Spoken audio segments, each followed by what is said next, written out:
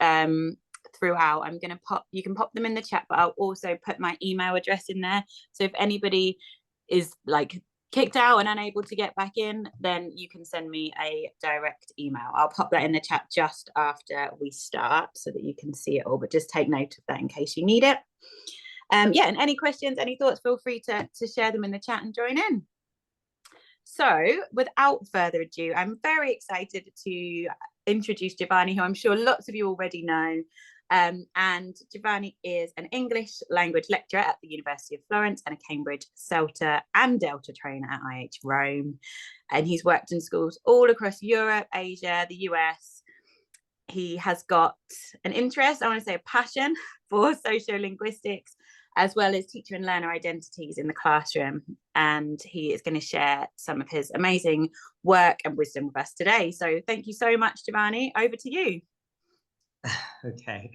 Okay, so welcome everyone. Good afternoon or good morning or good evening. I don't know where you are. So, well, first of all, I'm really excited, and this is I've done, I've presented on this topic a few times in my life, but it's been a while since I've had the opportunity to do so. So I'm really happy that HW and particularly Hannah has given me the chance to do this. It's obviously something that's really dear to my heart, and quite urgent in my opinion. And we'll talk a little bit about that. So we're going to be using our chat box today quite a lot, and then I'll put you into breakout rooms hopefully at some point so you can do some work. And I'd like you to, oh, here I see somebody, yes.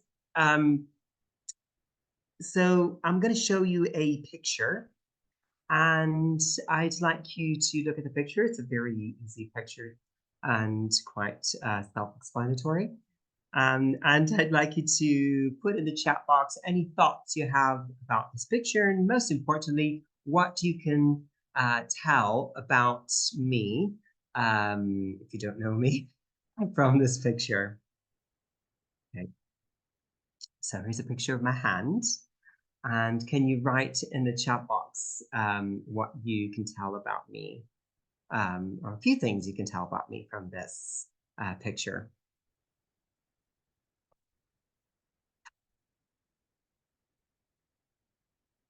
A few things. Okay, I'm married.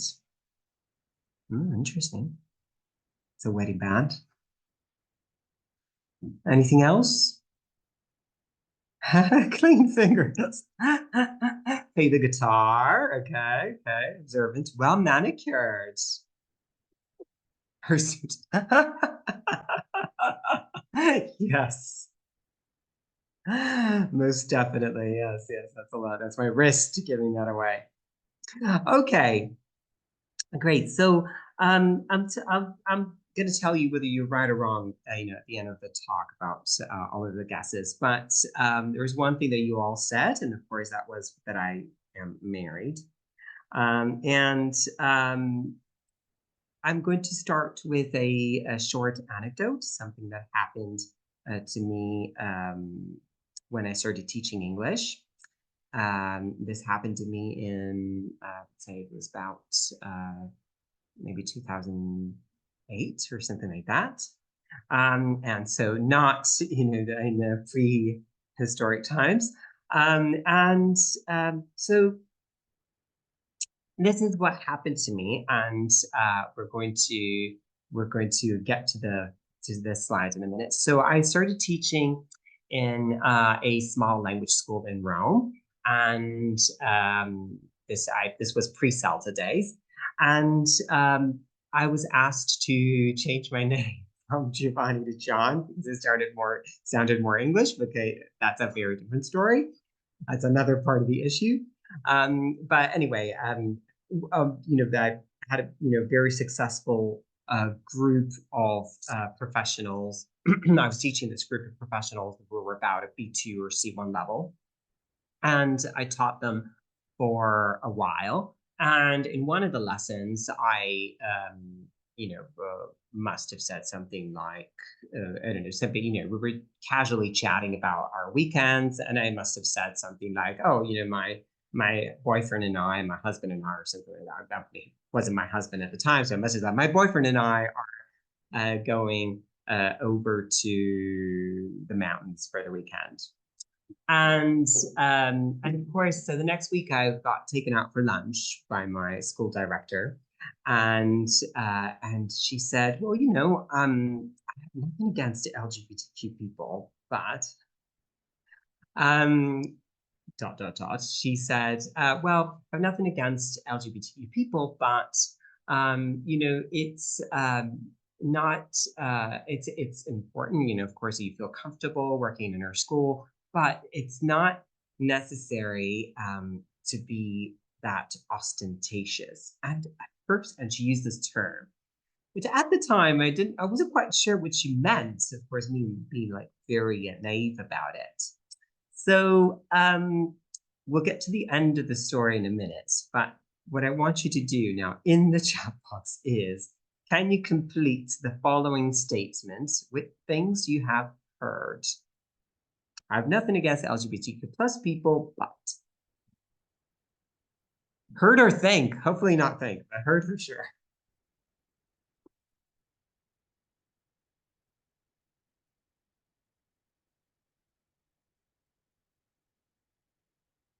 They should keep it to themselves. Yes, I don't want to share. Bathroom, there you go. Do you have to advertise it? Yes, yes. I guess this is what my school director meant, what she meant. Said to me by my dolls at the time. Yeah. Why are they so camp? Okay. I hope they do not get near me. Yes. Okay. So it was really interesting how, to me, thank you so much. So these are all things that we hear all the time that are unfortunately in a lot of people's minds. And of course, I'm sure this is not news to you. However, what was interesting to me when the school director took me out for lunch was that she made me, she in fact sparked reflection in me, where she got me thinking about something that I hadn't really thought about up until that point. And that was that, well, of course, I knew that being part of the LGBTQ community and working, in a school might be an issue, or that, students might have this issue. But I wasn't aware of the fact that, of course, it was this extra layer, and that was, being ostentatious, or like somebody said, why do you need to advertise it? That, that might be a problem. Just saying, my boyfriend and I. So I started thinking about, my position in that school. Oops, sorry. And I realized that it was a point that, of course, she was making, because, of course, as I was sitting there, she was saying, and because we don't normally talk about the people we sleep with. This is what she said during our lunch. And I was thinking, well, here's a woman, who always talks about her husband. She has a wedding band, and of course, the whole discourse around wedding bands has a complete different weight if you're in part of the LGBTQ community or not, or if you're just, even if you're not married, if you're mentioning your partner. So of course it bears or carries a meaning that we're not necessarily putting into when we say something like, my boyfriend and I are going to the mountains over the weekend. So the interesting thing was to me that, the message that I was given in that context was that I could do something, I could be myself, but just don't be ostentatious, just don't advertise it. And and so this is my second point, a little anecdote of how we tend to put labels. Now, for years, like I said before, I did this, I gave this talk a couple of times. I've done a couple of workshops on the topic. And then I was at a conference, and I overheard someone asking to say, who's Giovanni? And of course, and it was in a different context where, people didn't know me maybe from my school. from IH Rome or IHWO. It was it, and somebody said he's the guy that does the gay talk, which to me also was kind of funny. Which, you know, again, is a label that I can very happily and gladly carry. But it was fascinating to me that we tend to attach these labels, you know, to teachers, to students quite easily. So both, you know, these incidents, you know, really got me thinking about what we could do. So just to start off, so that we agree on some key terms that we're then going to dismantle or try to dismantle in the way materials are designed. Can we maybe very quickly in the chat box write what we think heteronormativity means? Because I'm sure we have different definitions, which are, I'm sure will all be correct, but just type in the chat box what you think. What is heteronormativity?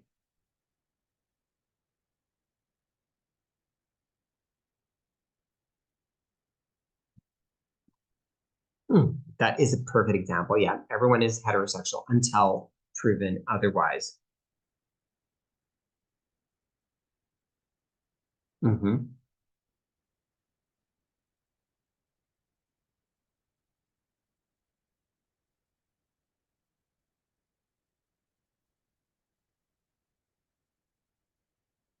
Okay. Yes. Yes. Assuming cisgender and heterosexuality. Yeah. Absolutely. It's the default option. Yeah. Thank you, Tyson. Yes. Yes.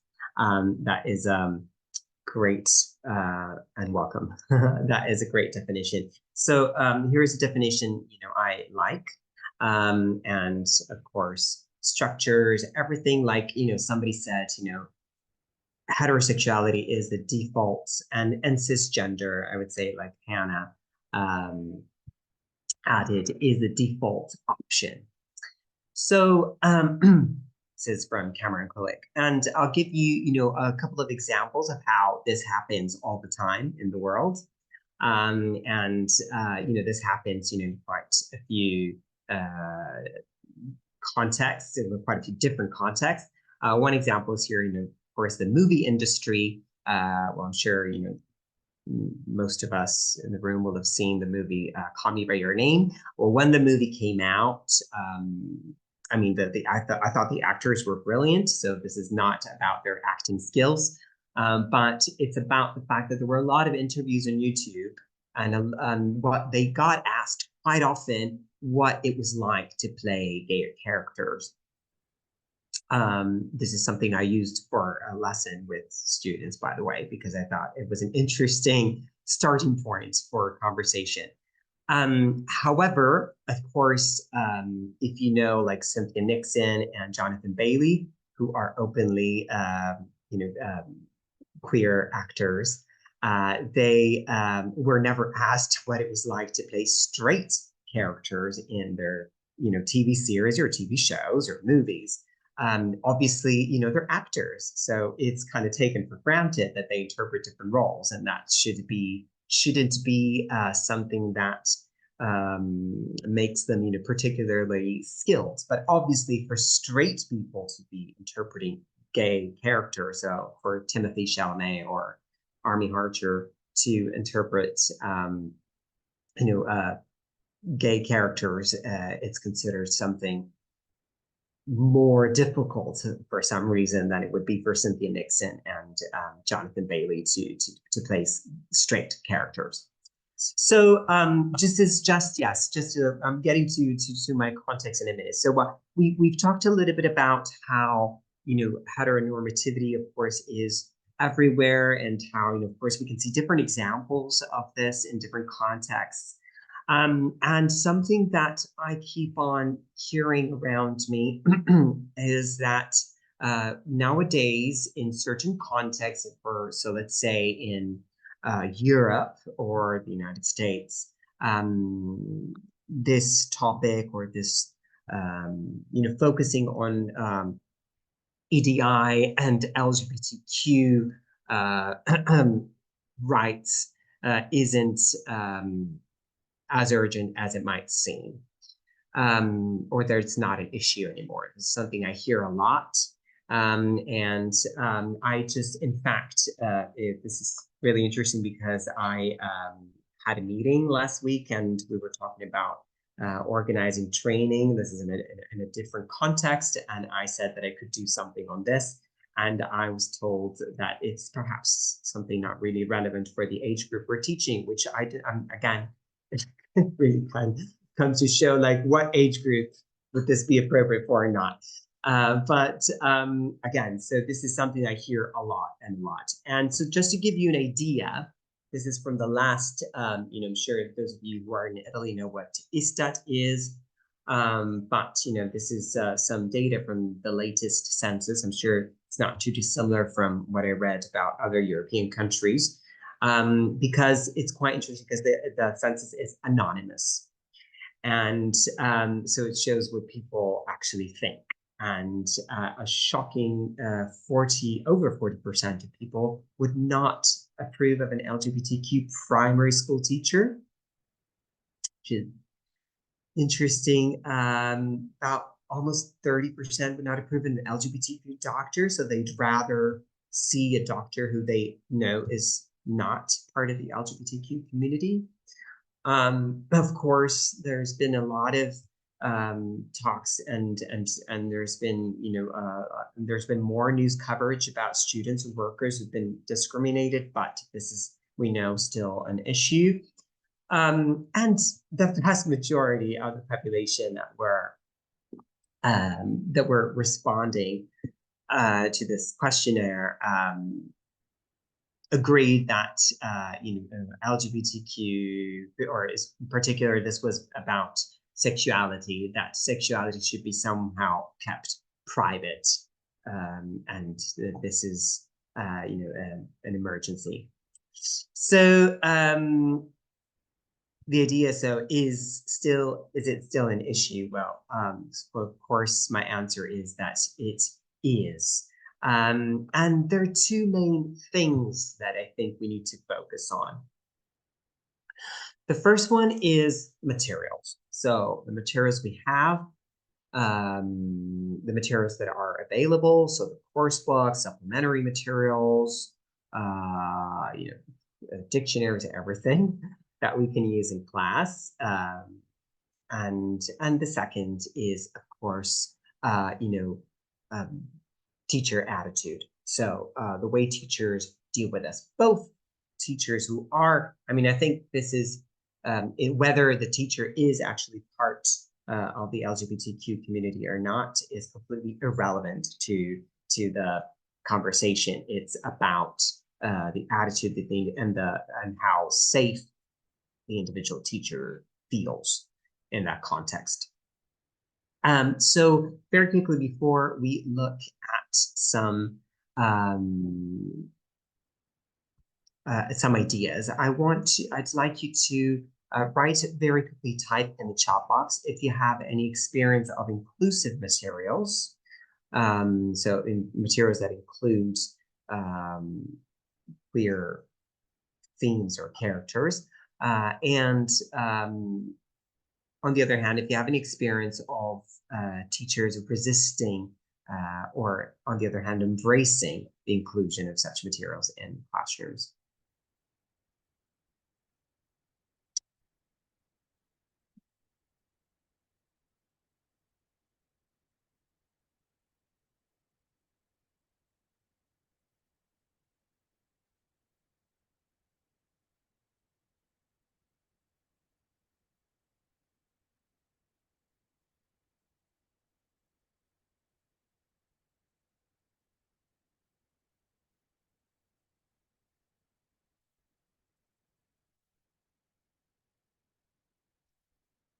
Okay.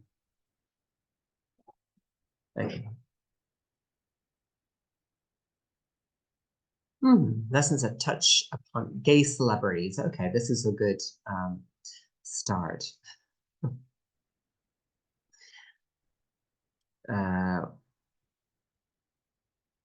Gay families and children. Okay. Okay. Yeah, it's very little. Quite problematic as well to find.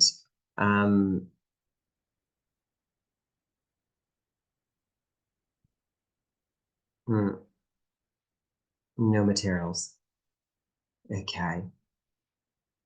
An old unit in taboos and issues, yes. And we'll talk about that in a minute. So, to answer this question, okay.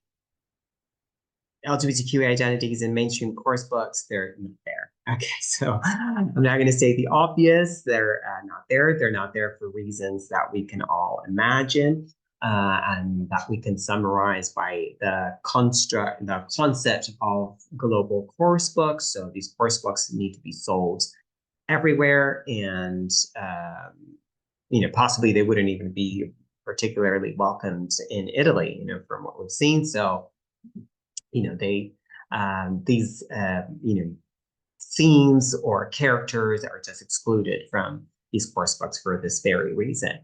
A couple of approaches that we can find in these in these materials that do exist. Personally, for example, the material that someone mentioned in the taboos and issues. What would it be? It's a kind of an extra course book, extracurricular textbook. It's a problem approach. So gay families in that textbook are treated just like gun control or prostitution. If I don't remember, if I remember well, I think there's a unit about HIV positive people as well in that book. So there's a lot of very interesting, of course, topics to deal with in the classroom, except that they're, in my opinion, dealt with from the point of view of being problematic rather than just topics to be discussed. And most importantly, gay families or gay relationships are treated like a problem. There's the mentioning approach, which is quite interesting, the by the way approach. And by the way, there's also gay people. And then that's it. There's that. There's a couple of units that just mention, of course, that possibility with an asterisk. Like I found this in a course book that kind of had an asterisk that said, "Not all families have a mom and dad," something like that. That's what the line said. It didn't explicitly mention the fact that, of course, there's different combinations. And of course, there's the inquiry approach, where we can kind of work through units and get and adopt a more multi-sexual approach in the attempt to unpack heteronormativity. So we're going to try, and we're going to put you in breakout rooms for literally about let's say 4 minutes. And I'm going to put you in an attempt to unpack heteronormativity. And I'm going to show you a page of a very famous course book. I'm sure we've all used at some point, New Headway. All right, so would you like to take a picture of this page before we move on to breakout rooms?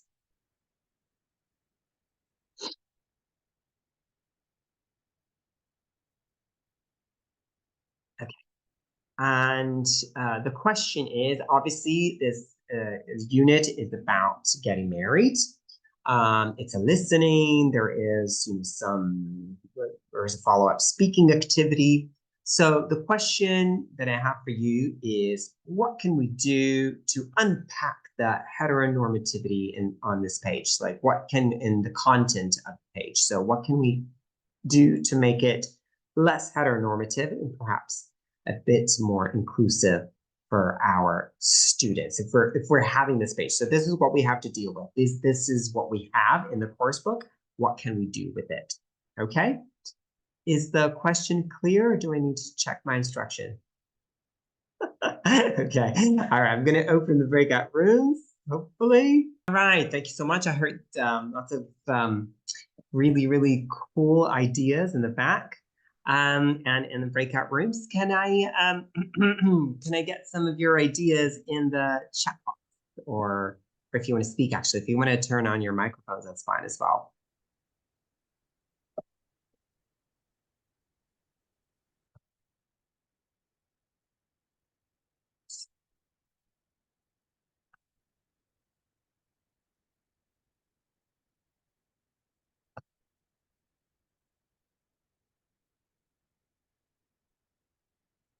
Okay.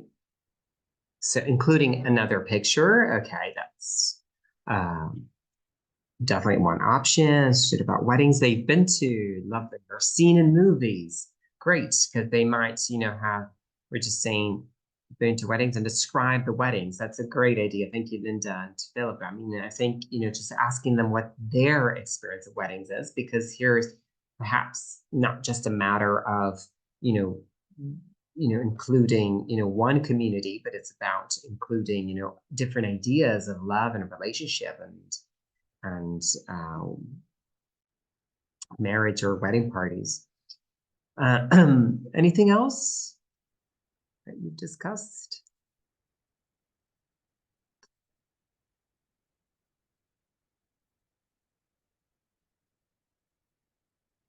So one of the ideas, for example, is, steer the conversation. Yes. Yeah, direct the maneuver discourse in our direction. Yes. Ariel, I was just reading about the comment that you wrote before about, having to edit LGBTQ materials, topics out of materials to be published in Mexico, which, of course, I'm sure. It cost a fortune for Pearson just 2 months ago. It was incredible. They had to redo a lot of books entirely because they just had to delete absolutely everything related to LGBTQ. Yeah. I'm not surprised, unfortunately. But I was thinking maybe, for example, a good idea to unpack heteronormativity here on this page could be to start, to maybe, go through the normal motions of the lesson. So let's say that what we would normally do, look at the pictures, blah, blah, blah, okay.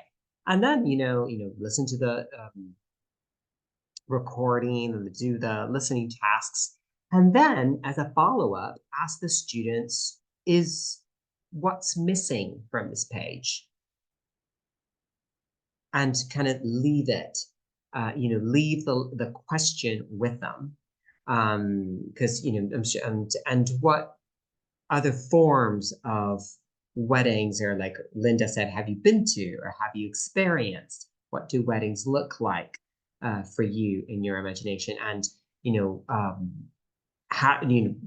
search for hashtag wedding on Instagram. What can you find on Instagram if you search for the hashtag wedding or wedding day and talk about it with your partner instead of the follow-up task that the book provides? So just by, with no planning at all, and just by changing the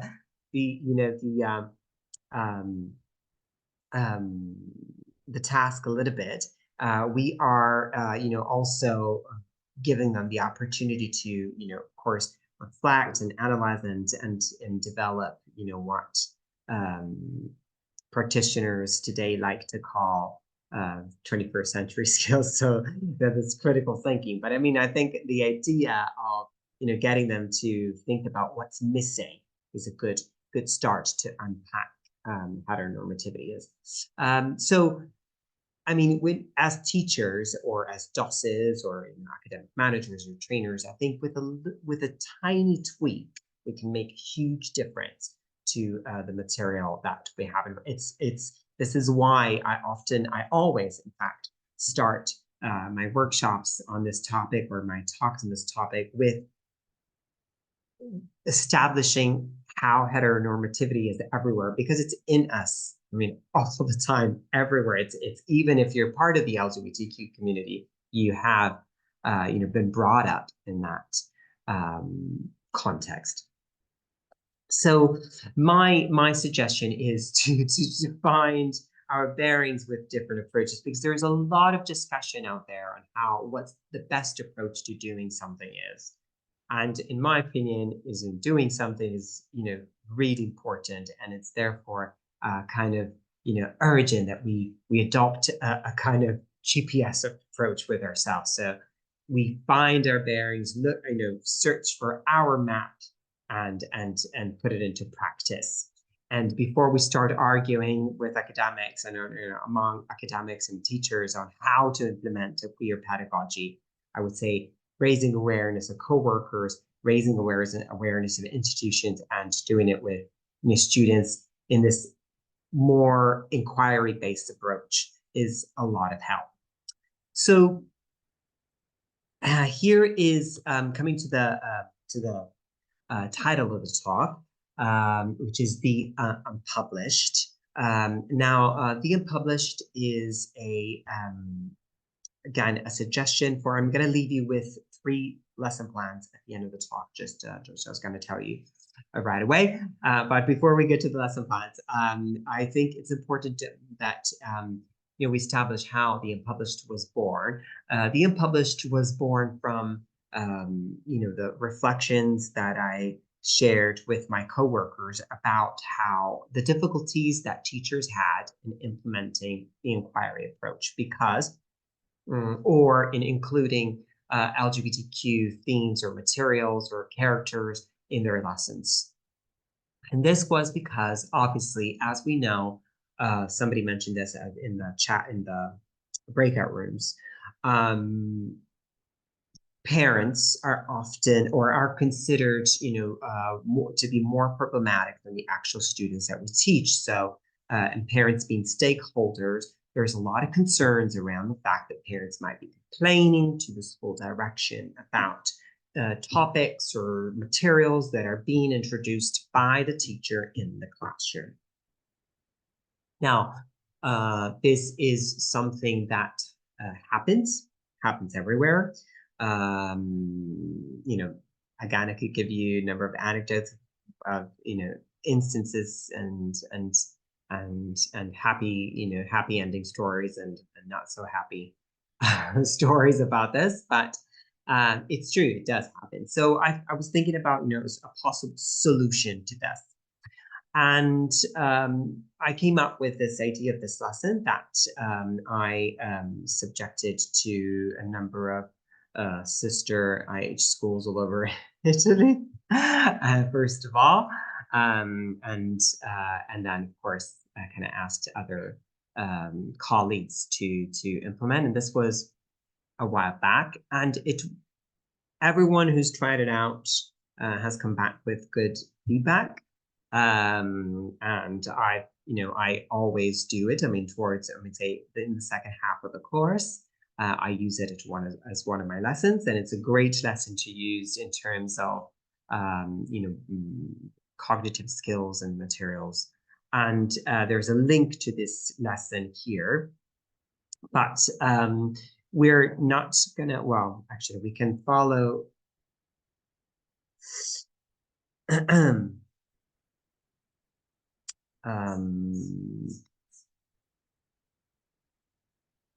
There you go. Can you guys see my screen? Hopefully, yes. Okay. All right.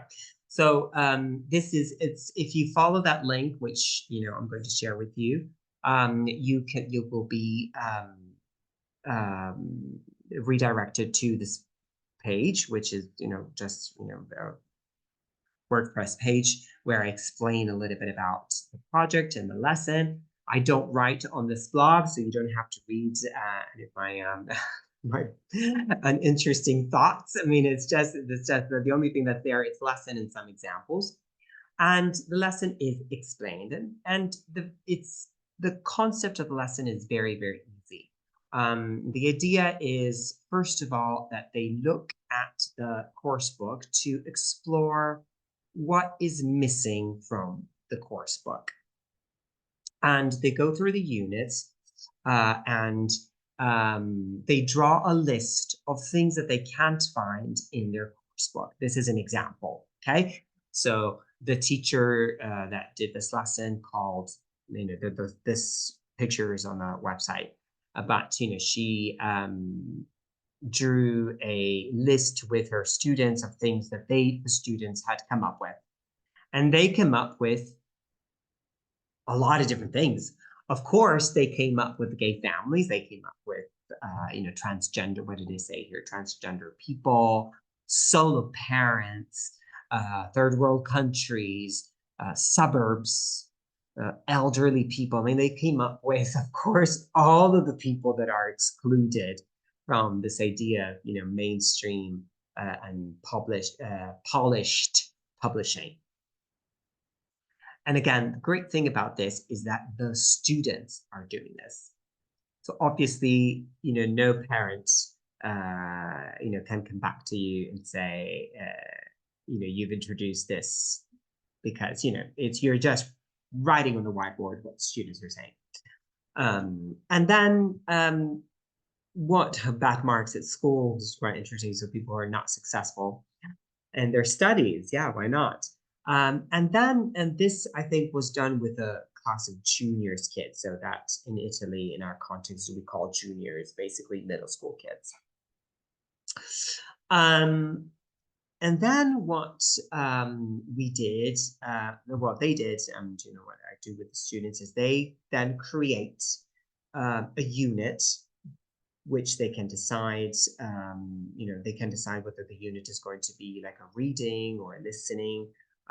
So it's kind of a project-based lesson, okay? A grammar activity, a listening, or vocabulary exercise. So they design a unit, course book,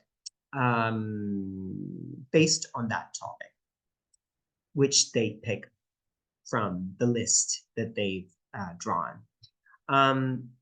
So, for example, okay, yeah, this was a J5. So this is an example of what somebody did with Brokeback Mountain. They designed an FC type of task, yeah, where they have to change the words. Now, the interesting thing for me there was, I mean, obviously there's a lot of good things about this approach, apart from, getting students to think about topics that aren't included in mainstream publishing. The other thing is, of course, that the students are working really hard because they need to find, they need to find a text, they need to create an exercise. So it's really good work, because it's, good language work, as well as comparative work, if that is involved. I must say that I've done this with, or this has been done with different age groups. Obviously, at different age groups, there's different levels of English. There's different levels of challenge that you can, that the students can face. Obviously, if they're an A2, you might want to limit this to maybe vocabulary work or some grammar or a gap fill, for example, where they create a gap fill on one of the topics. But obviously, anything from B1 plus onwards, they're able to create a reading activity or a listening activity with recordings, which were quite interesting. This was, these two kids were 18. This was, I thought, a really interesting lesson on droughts. Again, this is, a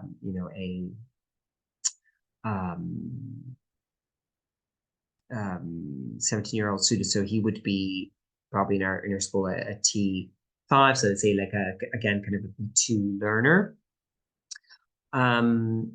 This was, for example, in a B1 class. So an A2, so he was 12, so probably A2, B1, which again was, a reading activity based on this article that Julia found on Christopher Bailey. And it was really interesting, and again, produced by the student. This, in fact, comes from a teacher in Milan. I see that Sarah is there, and from a few years back. It's a nice, activity on getting divorced and in families that are, where the parents are divorced, and the reasons why people get divorced, and there's a nice reading comprehension task. So, and of course, yes, no one was harmed in the process of the making of the lesson. So it's interesting to me how we have this experience of course, or fear of what might happen in the classroom if we do this with the students. But obviously, one thing that we need to keep in mind is, of course, that if they take this in their own hands, and if they are the protagonists, then they, there is very little that can be held against you, because, of course, they are active. They're agents. They're taking agency of the content that is being produced in the classroom. So I wanted to, so of course, like I said, the advantages of this are that you're not introducing parsnip topics, because the students are, and that, of course, like I said, this is, if it's done in a way that is engaging and motivating for the students, like I'm sure we all do, then it's motivating for the students. If teachers or other members of staff need convincing on why it is urgent, well, they can be reminded of, this is one of my favorite representation of students. I think in ELT, we sometimes, and when we plan our lessons, we sometimes, or courses rather, we sometimes see students as empty vessels, like this kind of like no shape type of identity. And we think of, filling them up with grammar, phonology, vocab, functional language, and that's it. Obviously, this is not what language identity is about. Language identity is about different things. So whether the student, and it's the complex of human beings, that the complexity of a human being isn't captured by the addition of all these elements. And like someone said, you need eggs to make an omelet, but it's not like once you have the omelet, you can't cut the omelet into pieces and have eggs. So it's really interesting to I think consider language identity from a broader perspective, and make sure that we introduce as many chances possible to provide critical, as many chances possible to have critical thinking in the classroom. And also because I really believe in this quote, I don't think that anything we do in a social space is neutral. So I think that every choice we make in education is meaningful and is never going to be neutral in what we talk about or what we don't talk about in the classroom is going to have an impact. And even if it's once a week, we can make huge difference for those who are part of the LGBTQ community, or those who are just in this world.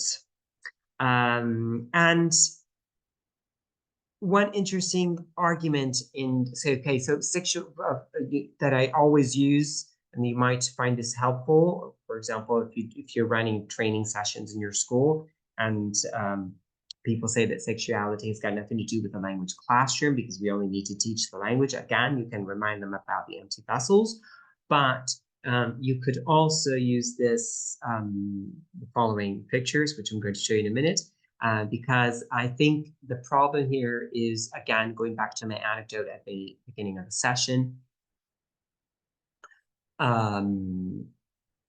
we see everything that is connected to the queer community as more sexualized rather than about, identity. And of course, this is why we tend to think sexuality has got nothing to do with the language classroom. Well, a lot of kids, I'm sure, work on pop songs, for example, lyrics training, right? And they watch videos when they're working on lyrics training. I'm sure most of you have used lyrics training or videos, in the classroom. And, this is, for example, one of the videos that is used. Now, I love Katy Perry, so I have nothing against her. But of course, that to me is a pretty sexualized, so to speak, video. And of course, it's content that the teens or kids in our juniors in our classes watch all the time. However, if you used California Gays in the classroom, which is kind of a parody of the video and the song, of course, the impact would be completely different, of course, in the classroom. So the interesting thing to me, to point out to our colleagues and coworkers is that it's about identity. It's not about talking about private matters in the classroom, bringing our private lives, unless we want to the fore in the classroom.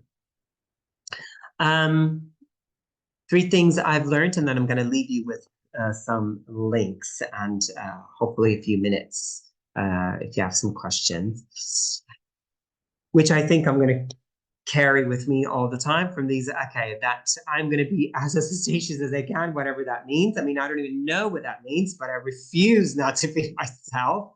And in fact, the end of the story with that was that I left that school because it was atrocious. I mean, I felt horrible about that lunch.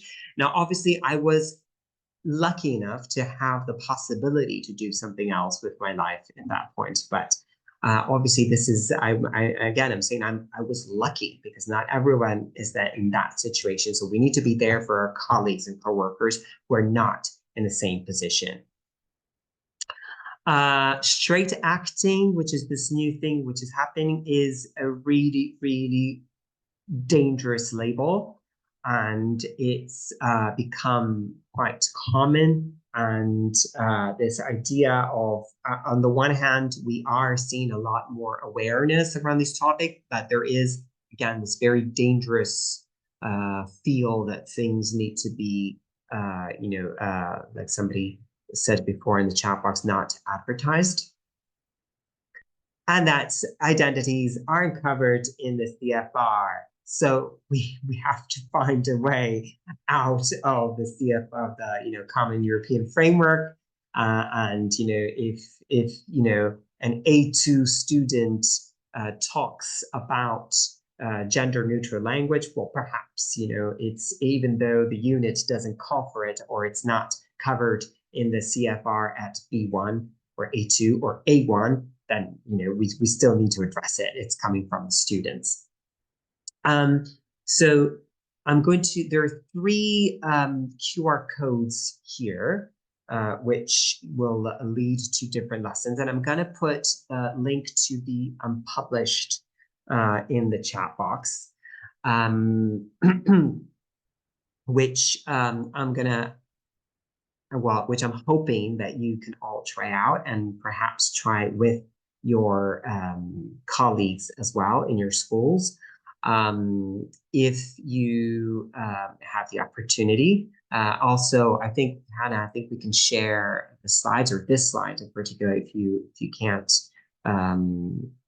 Right, Hannah or Imogen, we can. Yes, we can. Absolutely, yeah. We can share the slides, and it's recorded as well. So use the recording and whiz through to the end and use the QR codes. Then, sorry, I am here. I've just got my camera off. Okay, so. sorry. Yeah.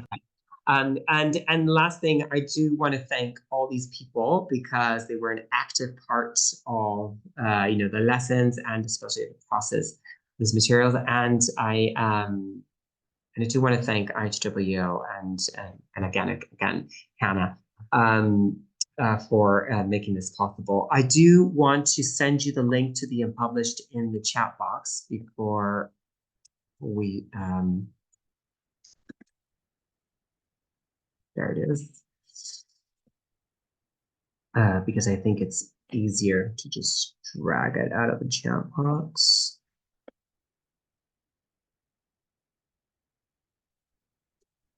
Okay, all right. And we just have 4 minutes. Oh my God, I did well, didn't I? 4 minutes for questions. Do you have any questions or doubts about the Unpublished in particular and how to do it with your students? I mean, it should be all very clear in the section on the blog post, but on the blog, but no? If people do have questions afterwards as well, then you can get in touch with me at my email address, and I can pass those on to Giovanni. Oh, we've got a question. We've got a thought. Do you want to go with that one? Okay, Philip, we need to edit in where we can. What do you mean, Philip? Can you elaborate? Yes. Edit in. Yes, absolutely. Of course. Yeah. So that's, one thing that we can do perhaps through the inquiry approach, like I said. So where, you can include, like you said, just or include, other pictures or text, or like I said, or through starting from the top, just by getting students to produce materials. The great thing about the Unpublished project is that you end up, if you work in groups, let's say you have 5 groups, and then you kind of edit, what the students work, then you have 5 lesson plans for the next 5 days, so you can promote it with your colleagues and teachers in your schools. They'll have a month of lessons planned for that. 5 weeks, it's, if you have 5 groups, that's 5 lessons. So it's the gift that keeps on giving. All right. And thank you so much. No, thank you guys for being here. And I hope you'll get the chance to try this out. If you do, drop me a line. It would be great.